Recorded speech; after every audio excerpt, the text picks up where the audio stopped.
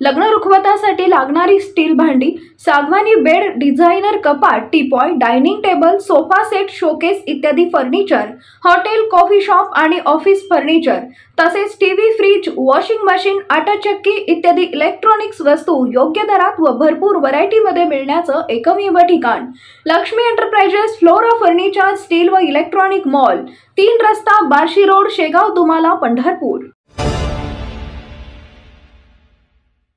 मनसे अध्यक्ष राज ठाकरे यांनी विधानसभेच्या 250 जागा लढवण्याचा निर्णय घेतल्यानंतर ते पदाधिकाऱ्यांच्या बैठकीसाठी सोलापूरला आले असता त्यांनी पंढरपूर मंगळवेढा मतदारसंघासाठी मनसे नेते दिलीप धोत्रे यांची उमेदवारी घोषित केली आहे। विधानसभेसाठी अद्याप महाविकास आघाडी किंवा महायुतीकडून कोणत्याही जागेच्या उमेदवारांची घोषणा झालेली नाही। तसेच मनसेच्याही इतर मतदारसंघातील उमेदवारांची घोषणा झालेली नाही। त्यामुळे दिलीप धोत्रे यांची महाराष्ट्रातील ही पहिलीच घोषित झालेली उमेदवारी आहे। मनसे नेते दिलीप धोत्रे यांनी मतदारसंघात आता गावभेट दौरे तसेच राजकीय नेत्यांच्या भेटीगाठी घेण्यास सुरुवात केली आहे। तत्पूर्वी त्यांनी पंढरपूर येथे पत्रकार परिषद घेऊन आपण या निवडणुकीत जिंकण्यासाठी उतरलो आहोत असा आत्मविश्वास व्यक्त केला आहे। त्यांनी मला पंढरपूर मंगळवेढा मतदारसंघातून उमेदवारी जाहीर केली, त्याबद्दल मी माननीय राजसाहेबांचे या ठिकाणी मनापासून आभार मानतो।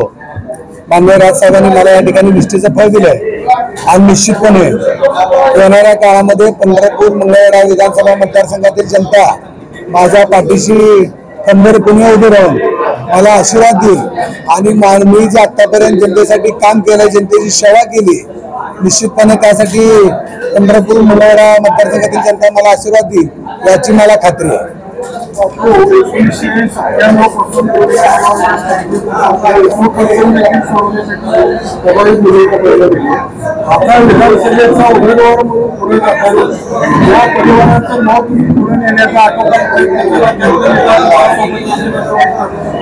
निश्चितपणे या ठिकाणी माझ्या पाठीशी पंढरपूर शहर तालुक्यातील मंगळवेढ्यातील जनता तर निश्चितपणे या ठिकाणी उभी राहणार आहे।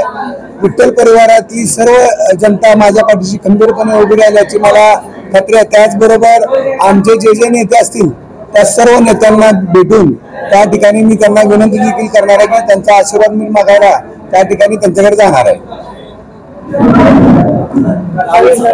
प्रचाराची या ठिकाणी सुरुवात झाली, परंतु पंढरपूर आणि मंगळवेढा तालुक्यातील जनतेला माहित आहे दिलीप धोत्रे कोण आहे, दिलीप धोत्रेचं काय काम आहे।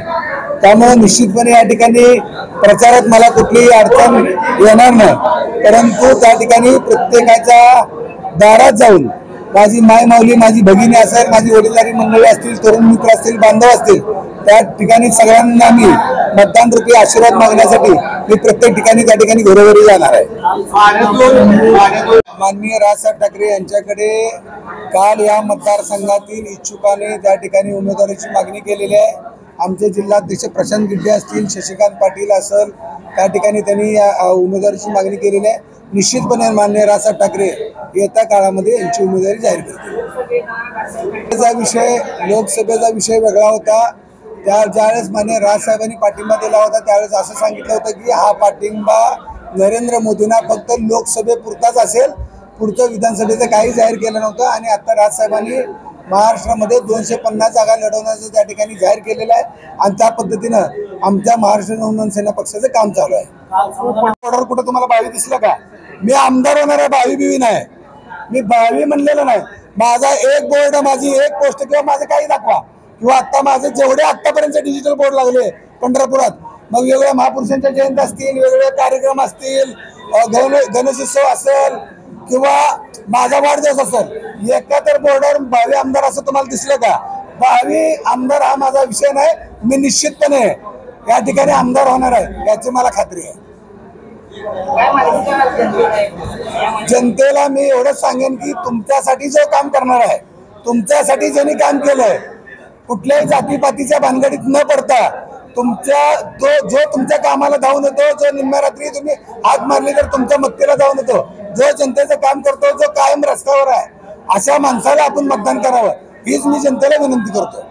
ताज्या घडामोडी जाणून घेण्यासाठी शिवशाही न्यूज यूट्यूब चॅनलला सबस्क्राईब करा। आपण हा व्हिडिओ फेसबुकवर पाहत असाल तर फेसबुक पेज फॉलो करा आणि शिवशाही न्यूज.com या आपल्या वेबसाईटलाही भेट द्या।